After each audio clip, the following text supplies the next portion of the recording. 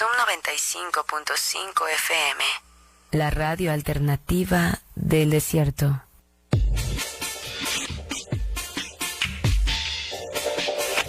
La responsabilidad es del Fonso. No tiene derecho a fallar. No puede fallar al pueblo de su país. Regresamos en la radio con Aarón Tapia. No son relaciones públicas, es periodismo sin tapujos ni mordazas.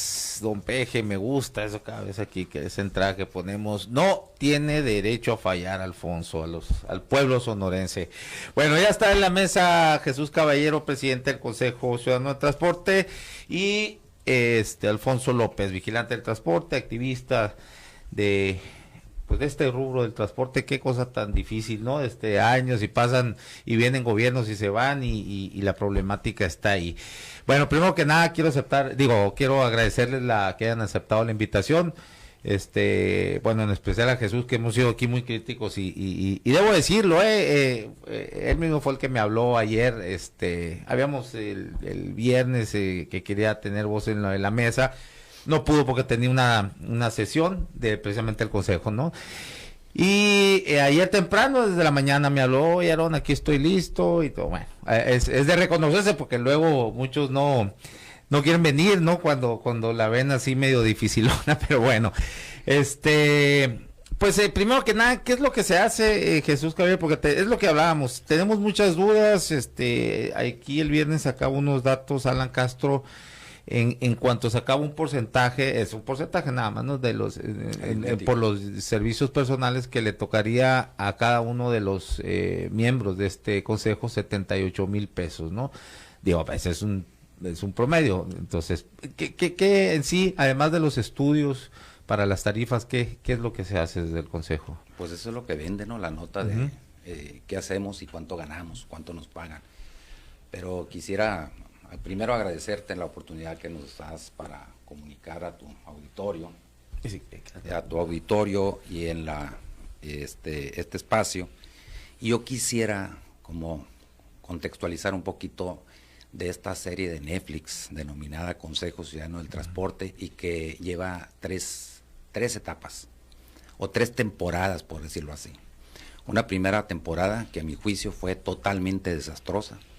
Desde los asesores legislativos que crearon el Consejo, de la ley número 96 del decreto que le da vida, y que todo el protocolo que tuvo que suceder en ese entonces, y decirte que en esta serie del Consejo Ciudadano del Transporte, pues hay verdades y mentiras.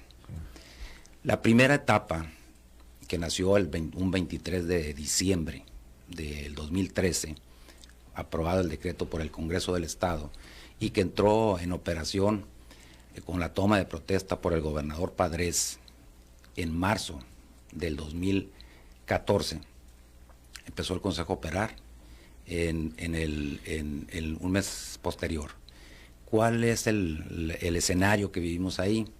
Primero, que ya veíamos principalmente los investigadores académicos pertenecientes a este consejo, algo que no nos parecía: el tema de politizar la tarifa en principio, y sobre todo lo que nos hemos dado cuenta, y es un común denominador, cuando surgen organismos intermedios, obedece a algo, a crisis de políticas públicas. Y las crisis de políticas públicas, en el caso concreto del transporte, han sido recurrentes.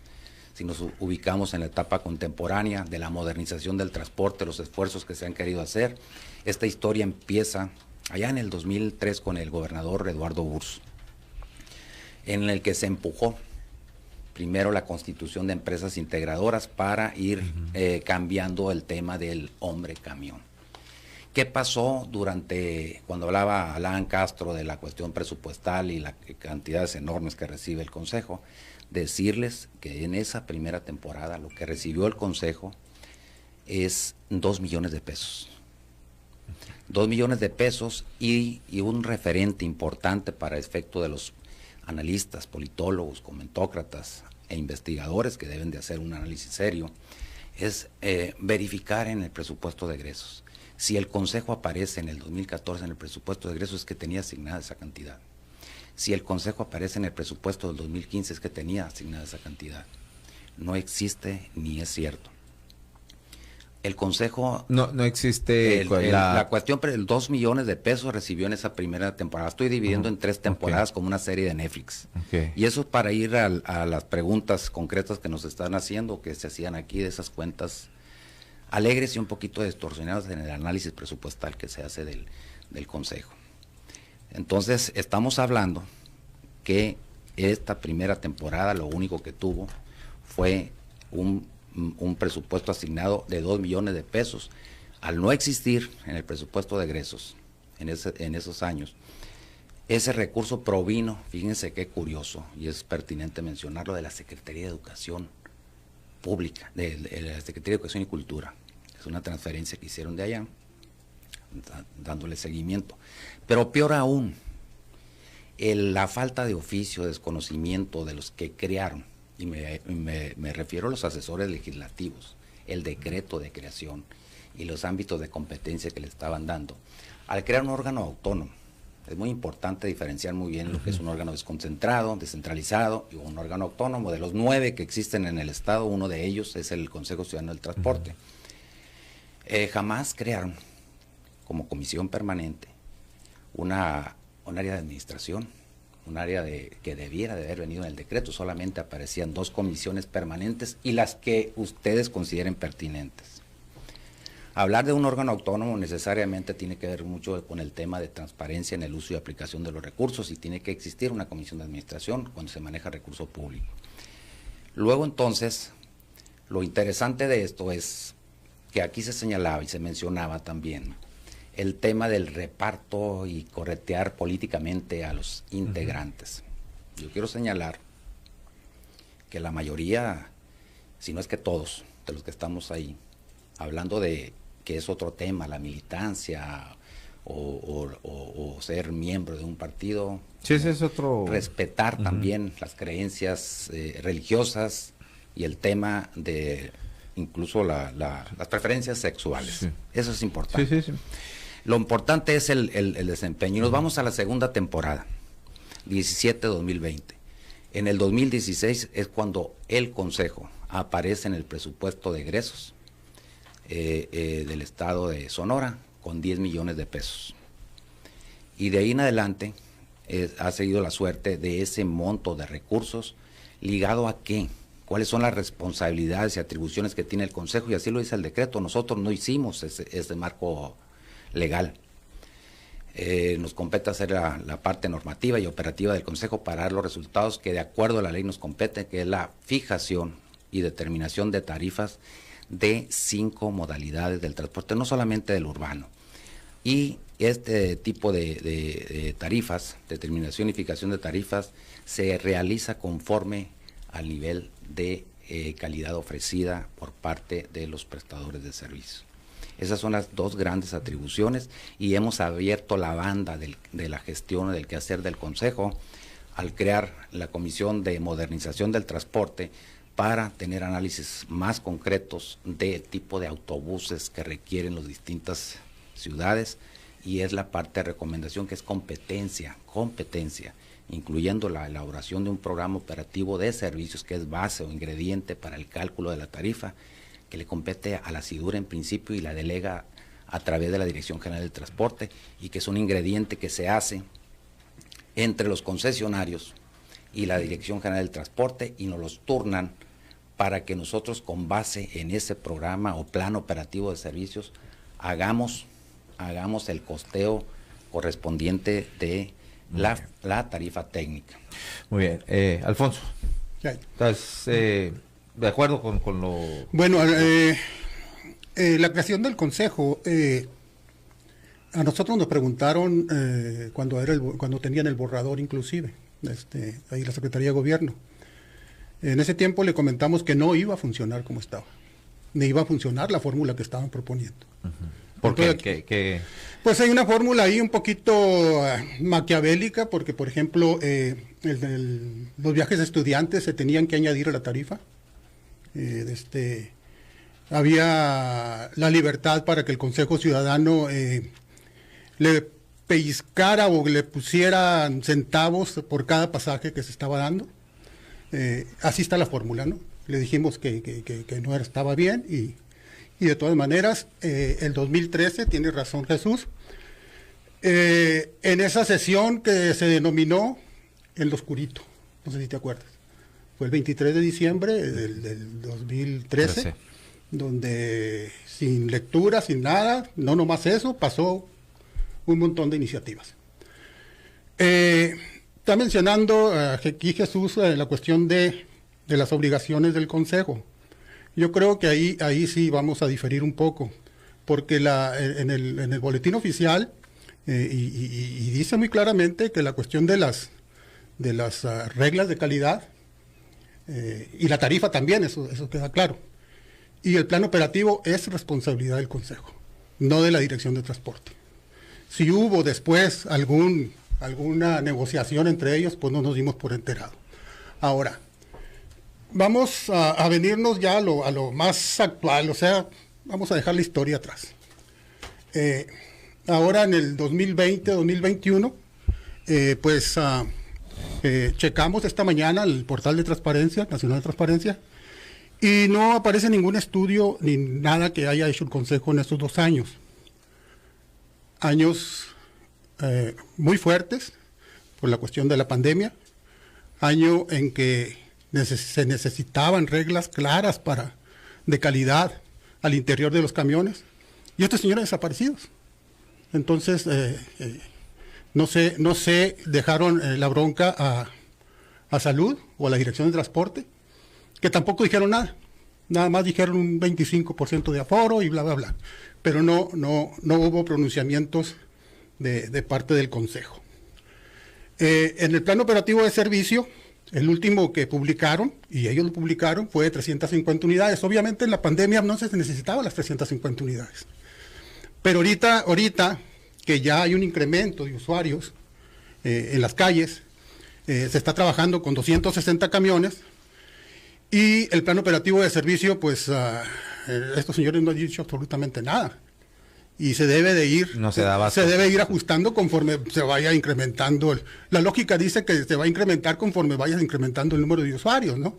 Entonces, el último plan operativo de servicio que publicaron estos señores es de 350, y obviamente, pues no andan circulando 350 camiones, porque obviamente no es sustentable, pues traer 350 camiones en la calle porque van a andar vacíos. O sea, hay que cuidar el término de sustentabilidad. Pero sí es importante que se sepa que la cuestión de las reglas de calidad que no existen ahorita o son las básicas que están en la misma ley, y ahorita en tiempos de pandemia pues no salieron. Muy bien. Otra de las cuestiones ahí, ahorita que hablas de transparencia, que tú mismo has expuesto este caso de algunas solicitudes de transparencia que se les ha hecho al Consejo que no respondieron y han sido acreedores a una multa. Pero la multa esta no la ha cobrado, Hacienda es quien es responsable. Sí, mira, ¿no? Ampliando ahí el contexto, en el 2017 fue cuando se inició este procedimiento. Uh-huh. Nosotros metimos el recurso de inconformidad porque los señores no tenían su portal de transparencia. Se le dio 10 días para incorporar el portal, publicarlo. Y pues lo que nosotros consideramos una burla, ¿no? Porque pusieron formatos de Excel, es lo que subieron. Y todavía hay algunos por ahí, donde nada más tiene el título, pero no tiene la información. En ese tiempo nos ayudó Sonora Ciudadana. Yo traía algunos asuntos de trabajo pendiente y no podía darle seguimiento a las solicitudes de información. Nos ayudó Sonora Ciudadana en ese tiempo, Leticia Cuesta. Ellos hicieron el recurso de inconformidad donde se multó con 800 UMAS, en este caso aquí a Jesús, sin nombra específicamente al presidente, no nombra al consejo. No, okay. Es directamente al presidente. Y pues nosotros pues siguiendo el caminito, pues le preguntamos al ISTAI que si lo había pagado. El ISTAI nos dijo, no es mi bronca, es de Hacienda. Requerimos a Hacienda la información y Hacienda me dijo que no había cobrado porque no había podido notificar. Así de ¿Qué sucede con esto, Jesús? Bueno, y la otra pregunta es, ¿tienen ustedes algún domicilio, o sea, físicamente tienen alguna oficina donde estén instalados, el consejo, ¿no? A partir del 2016, en que el consejo tuvo presupuesto, ahí está la oficina y ahí he estado en Boulevard Navarrete 359, el local. En Plaza Navarrete. Sí. Okay. Ahí cerca de una famosa cervecería. Sí. Lucky Monkey, muy buena, por cierto. Pero, sí, bueno. Bueno, ¿y qué sucede con esto? ¿Por qué no la omisión de la respuesta y luego esto de la multa que no se les puede? Voy para allá. Primero quiero aclarar aquí al señor Villa que es importante que revise el marco normativo y legal vigente. Y si nos vamos al artículo 11 de la Ley General del Transporte, donde dice que la Secretaría de Infraestructura Urbana y Ecología contará con una unidad administrativa que tendrá las funciones X.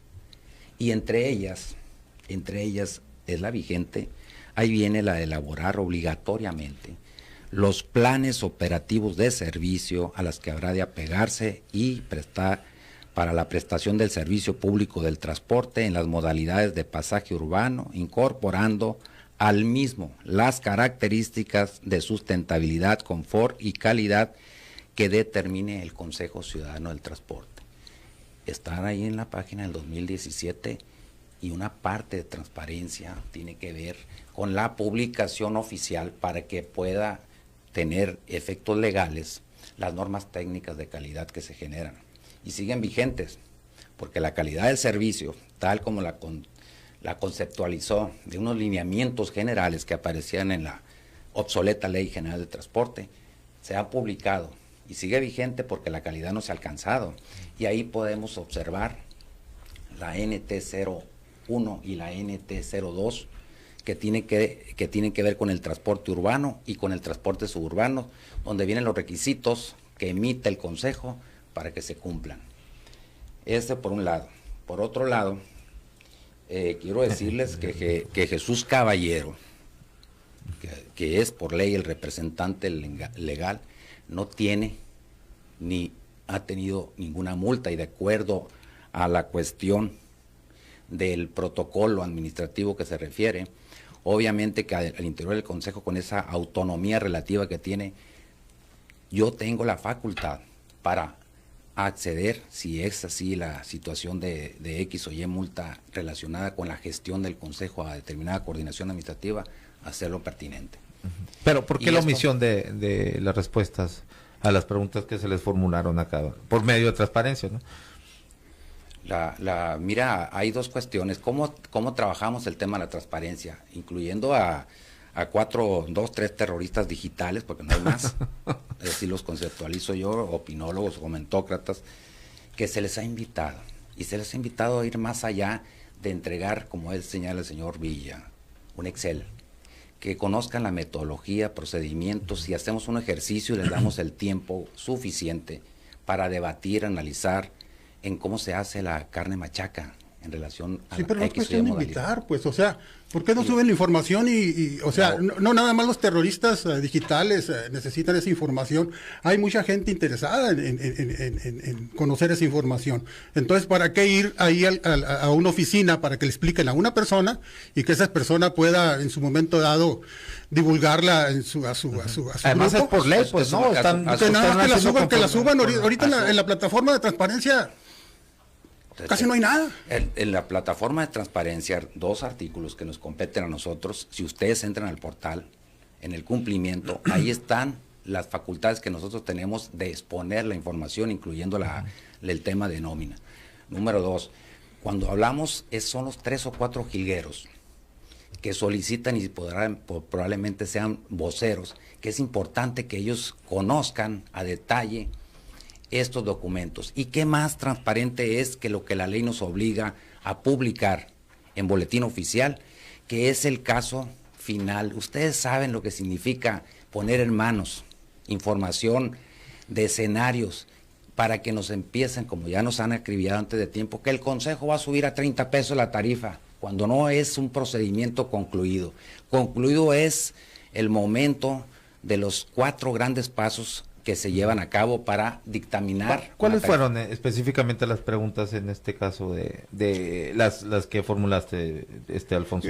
La cantidad de solicitud de información, o sea, un listado de las solicitudes de información que han tenido desde 2017, de la plataforma nada más te agarra un año, tienes que pedirlo año por año, y este año, lo que comenté al principio, el julio, hicimos un par de preguntas que todavía no estaban, que Infomex todavía estaba funcionando, y ni siquiera se molestaron en decirnos si aceptaban o no la respuesta, la pregunta. Y como esas, tengo decenas, o sea, yo entiendo que son sujetos obligados, ¿no?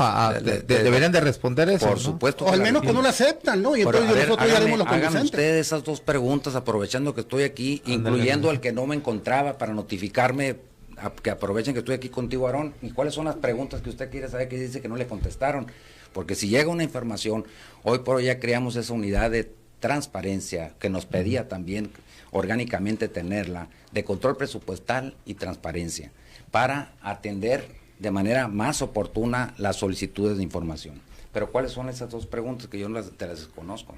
Los estudios, mira, si el estudio que hicieron en el 2017, con el último incremento, lo pedimos y fue un problema que tú dijiste que ese era el estudio, era 4 renglones. Pues está usted leyendo mal, con todo respeto, porque pues si es lo quiere que está meterse publicado. ahorita publicado, y no solamente en la parte del Consejo, sino en el dictamen donde hay una exposición de motivos que sustenta el estudio de referencia, y si fui invitado también era para analizar cómo se hacen las tripas y los cálculos. No, mira. Si yo suelto estudios de la naturaleza que sea, minerales, carga agrícola, petros, ustedes saben lo que se genera antes de, y sin embargo ese documento de dictamen donde se oficializa el cálculo de la tarifa para que entre en operación. 17, estamos hablando del caso del urbano, porque usted se concreta nomás al tema urbano. El 17 se publicaron los dictámenes donde viene la exposición de motivos, la estructura de costos y todo lo relacionado para determinar tarifa diferenciada. ¿A qué me refiero a tarifa diferenciada? El dólar estaba a 22.11, lo calcularon, y todavía no llega. Estamos en 2022. Esos son los detalles, pues que vea la evolución del monitoreo que nosotros hacemos diariamente de las variables macroeconómicas, no solamente del dólar, del diésel. Hoy por hoy tenemos otro reto. Se publica el incremento, el costo del diésel en Navojoa, en Nogales, no es lo mismo que en Hermosillo, en Guaymas. Por eso estamos creando un índice de precios del transporte público. Pero aunado a eso también estamos por integrar como parte de fundamentos a reforzar la parte técnica que nos compete a nosotros, el índice de asequibilidad del transporte. ¿Qué es este índice? Entre otros, es la capacidad de pago que tienen los hogares o los usuarios del transporte para las 5 ciudades más importantes que cuentan con sistema de transporte. Y esos detalles vienen a fortalecer la futura nueva exposición de motivos y que tiene que ver con el ámbito social. Ahí tenemos un representante de la Unión de Usuarios, tiene una silla ahí. Y él está permanentemente informado y, como le decimos, informen a sus representados. Tenemos un representante de los choferes o los trabajadores de los operadores a través de la CTM. Ellos son parte de los voceros. Tenemos reuniones permanentes con los actores involucrados en este tema. No es prender el petate y salir corriendo. Hermosillo. El Consejo es algo más que Hermosillo. Si bien es cierto, es el epicentro de todo lo que sucede político, económico y social, nosotros tenemos que tener una cobertura mucho más allá. Y si vemos a detalles que dicen a veces, oye, la responsabilidad del cambio o notificación de rutas, y eso creo que usted está ahí metido en donde se asumieron estas nuevas funciones, el cumplimiento y modificación de horarios, el cambio y sustitución de unidades, la cesión o gravamen de las concesiones. Esta facultad se asigna a las comisiones municipales reguladoras del transporte colectivo urbano donde existan, y al parecer la que existe hoy por hoy es el caso de Hermosillo, en el caso de Hermosillo, y probablemente creo que están por constituirla en Navojoa y Obregón. Yo les preguntaría también ahí, cuando hablamos ahorita que entremos al tema presupuestal, si estas comisiones municipales reguladoras tienen o no presupuesto. Okay, no tenemos. No hay presupuesto. No hay. No. Son un consejo consultivo.